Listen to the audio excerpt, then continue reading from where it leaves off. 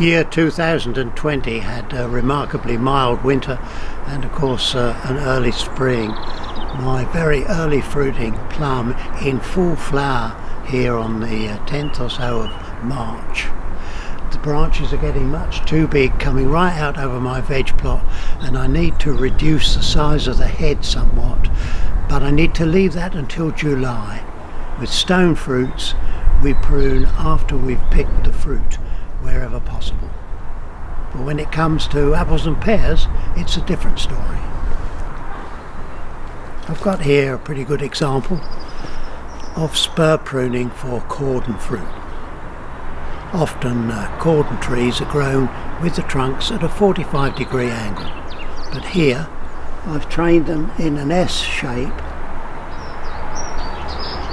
because when you put pressure on a branch, it encourages them to break to produce fruiting spurs along the whole length of the tree. I prune these twice. They're summer pruned, reducing all the growth that comes from the spurs back to 6 leaves, and then at this time of the year then they're all pruned really short back. I can give you a better example if I move along here a bit.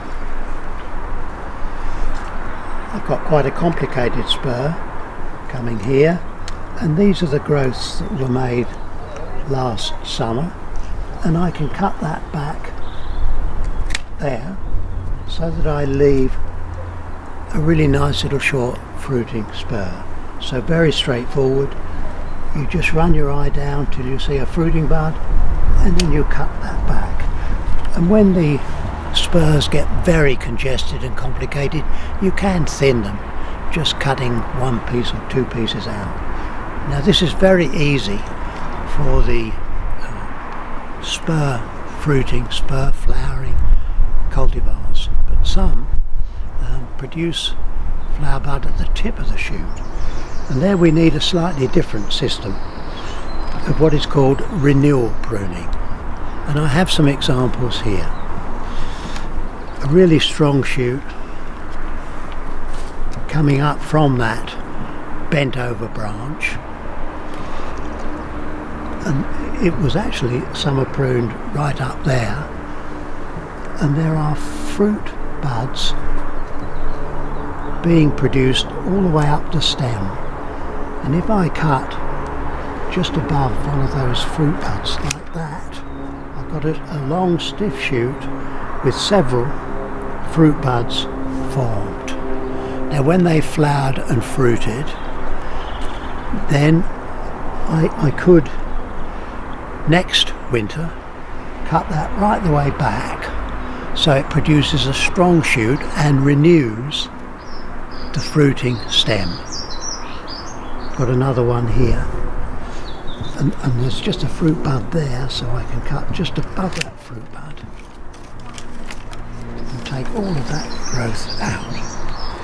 See, it's very strong growing, and you want to leave quite a longish piece, because if that carries several little spurs of flower on that stem, it'll just take the energy out of the tree a bit and slow things down.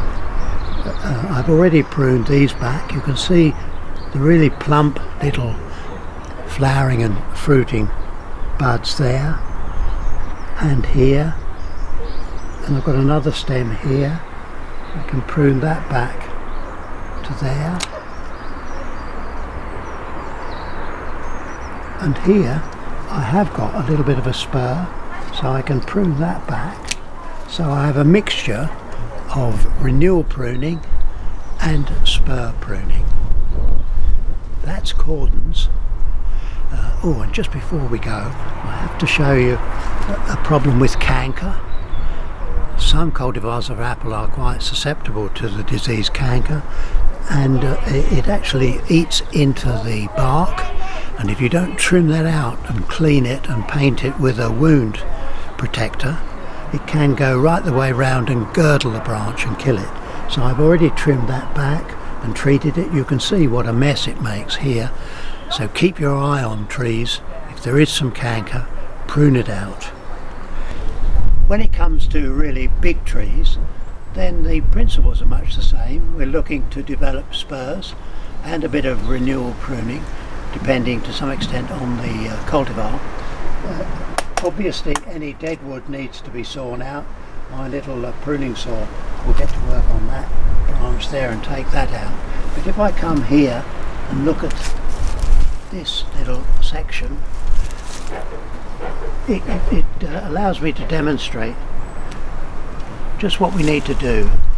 Now the tips of the branches, they need to be reduced by 1/2 to 2/3, so that will come off there, and that encourages the tree to branch out further down the stem.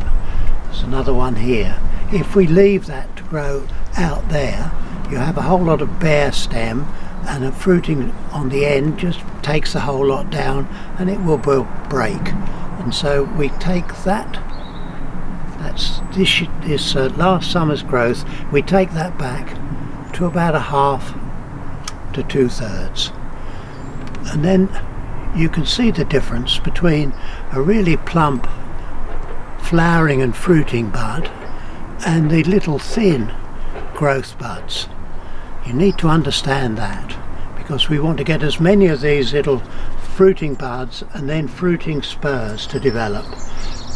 I've got a fruit bud on the end there, but 2 more here, and so I prune this back there so that it starts to form a little fruiting spur, just as we've got here and here and here. I'll take this one back to that fruit bud. So rather like the cordons, we're just developing spurs all the way down. And here I've got a bit of renewal, it's quite strong.